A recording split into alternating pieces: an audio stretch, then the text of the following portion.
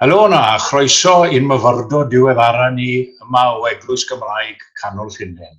A very warm welcome to you all and welcome to this, our latest bilingual meditation for the Welsh Church of Central London. As usual, we'll bow our heads in a brief word of prayer to begin with, in Welsh firstly, followed by English. Cydweddiw, let us pray. Dduw ein tad, diolchwn dy fod ar waith yn ein bywydau, nad ydym yn sylweddoli na chydnabod hynny bob amser. Diolchwn am y ffordd yr wyt wedi ein galw I ffydd, yn gwasgaru ein amheinoldeb a'n balchder, ac yn ein dwyn at Grist. Gweddiwn y byddi'n parhau I wneud hynny, a newid ni heddiw, a phob dydd arall o'n bywydau. Amen. Lord our God, we thank you that you are at work in our lives, even though we might not realize or recognize that always. Thank you for the way in which you call us to faith, dispersing our doubts, our selfishness, and our pride, and drawing us to Christ. We pray that you will continue to do so and change us today and every day of our lives. Amen.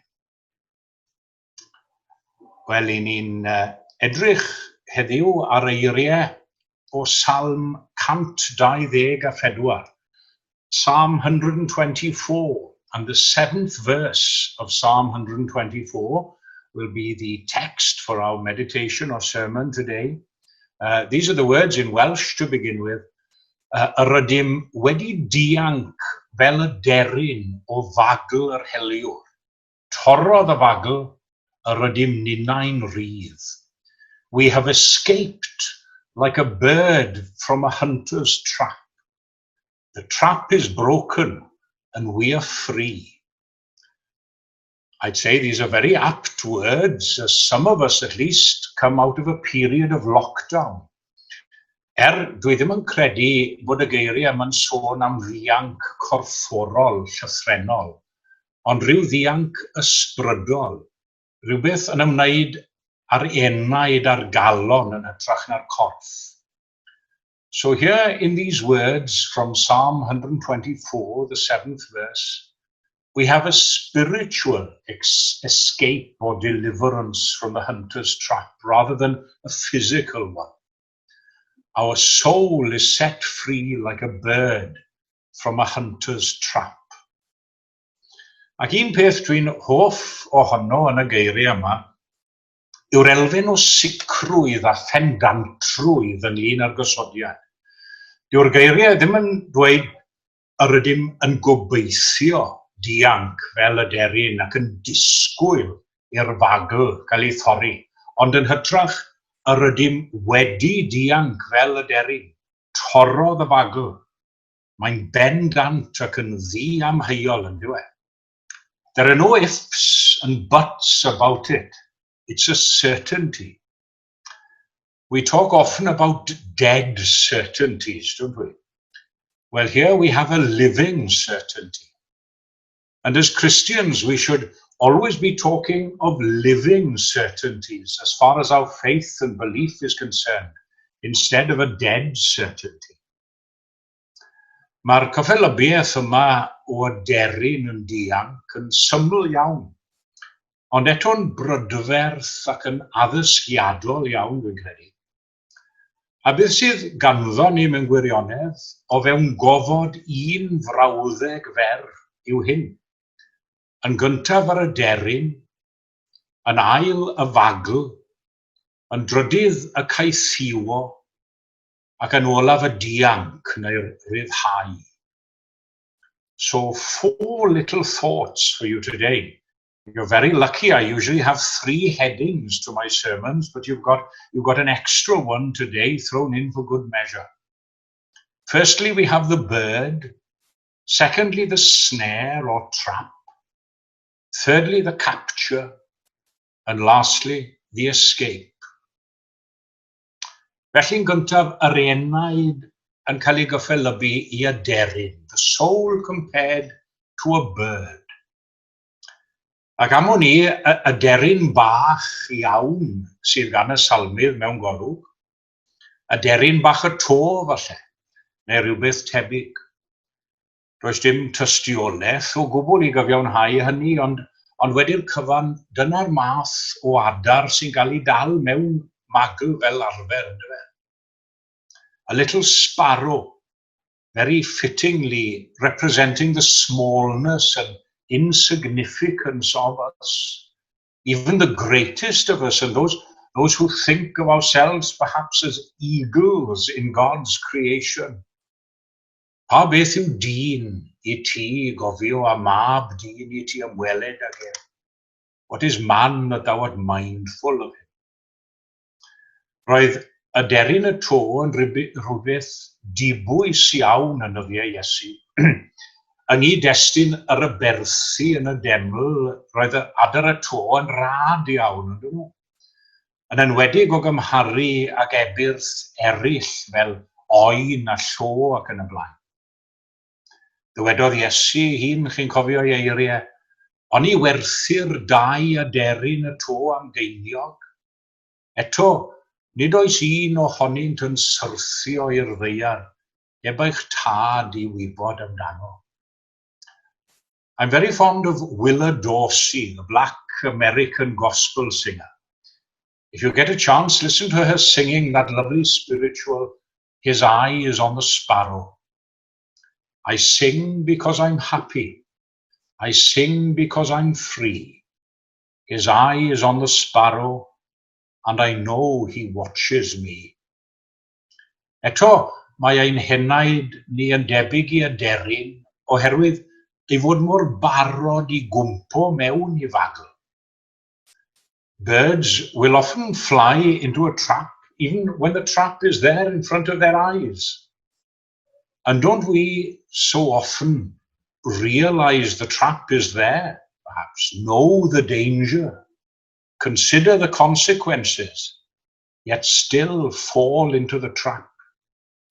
Cwmpo ganwaith I'r un bai, fel mae Pantycelyn yn dweud, mor effeithiol yn ei emyn. Our souls are also like birds, in as much as they are the objects of snares and traps. It's as if the whole world at times is out to trap us, trying to entice us into the world's way of thinking and the world's way of doing things, rather than what God wants us and have us to think and do. Felly, beth am y fagl I hunan? What about the snare or the trap itself in the second place? Fel arfer, mae'r fagl yn rhywbeth sy'n guddiedig, ond eto I gyd yn ddeniadol i'r llygaid ac i'r clust hefyd. Rhywbeth i'n denu ni tuag ato, something concealed yet attractive at the same time. To me, one of the most frightening scenes in any film is that from Chitty Chitty Bang Bang, of all films. The child catcher and the beautifully decorated sweetheart. I'm sure you're familiar with the scene in the film. So attractive and enticing to the eye. Yet, what's behind the facade? The trap or the cage in which to hold the children prisoners. Ac mae'r pethau yma'n gallu ein swyno a'n denu ni, bob yr un ohonom ni, ond nhw. Roedd emyn godido gan dyfnallt yn y caniedydd. Dyw e ddim wedi gynnwys yn caneuon ffydd fel cynifer o ymynau gwych eraill. Beth bynnag am hynny, mae dyfnallt yn sôn fel hyn yn ei emyn. Rwy'n gweld y drwg heb ei gysau. Rwy'n gweld y da heb ei fawrhau. Rwy'n geithwas iddi fater oes, a gwan yn wyneb ofer foes. Na chi ddweud mawr, ynddo fe? Therefore, having considered the bird and the trap, what about the capture, y caethiwo ei hunan? How did this bird come to be trapped or captured? It might well have been through hunger and appetite. And doesn't our our appetite for certain things in life end up trapping us. Mae'n hysfa ni am arian a bywyd moethus falle. Air y byd a'i berlau man. Dwi'n meddwl yn aml mae'n ironig iawn ein bod yn canu nid dwi'n gofyn am y pethau hynny gydag arddeliad mawr. Ein hysfa am gydnabyddiaeth mewn bywyd falle. Poblogrwydd gydag eraill enwogrwydd. Some birds are trapped by the love of company, the wrong type of company. The sweet sound of the decoy, which sings so sweetly in their ears. Ac mae sŵn y byd a'i bethau yn gallu canu'n uchel iawn yn ein tystia ni hefyd yn nhw. We're all enticed into the trap at times. The important thing, of course, is not to remain there. I beidio aros yno a chyweirio ei nith yno fel petai, I barhau ar gyffelybiaeth gyda'r aderyn. Sy'n farwen ni at y sylw olaf dwi am adael gyda chi heddiw, sef y dianc o'r fagl, the escape from the trap. Now, I must admit, if the verse only spoke of the bird and the trap and the capture, it would have been a very gloomy meditation, and I hope it hasn't been too gloomy thus far. But don't lose heart, because there's hope at the end of the day. Mae'r testun yn sôn am orfolau'r enaid yn cael ei ryddhau o gaethiwed. Mae modd i'n heneidiau ni ddianc. Ein bod yn cael ein ceithio yn y fagl, mae ein henaid yn gallu hedfan oddi yno hefyd. Mae fy nghalon am y hedeg, unwaith eto I fyny fri, un wreichionen fach o'th gariad, wna fy rhwymau oll yn rhydd. Notice also that the escape was total and complete. The trap is broken and we are free. As long as a little bird has the tiniest bit of cotton tied to its leg, it's not totally free.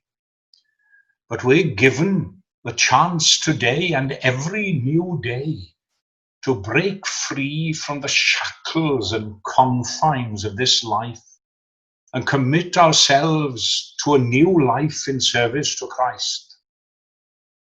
Ai dyna'ch profiad chi, os felly gwyn eich byd chi, a gofalwch hefyd eich bod yn dweud wrth eraill y maglau wedi ei torri, am traed yn gwbl rydd, os gwelir fi fel hynny, tragwyddol foli a fydd, a hynny ar gogoniant I wenw. Amen.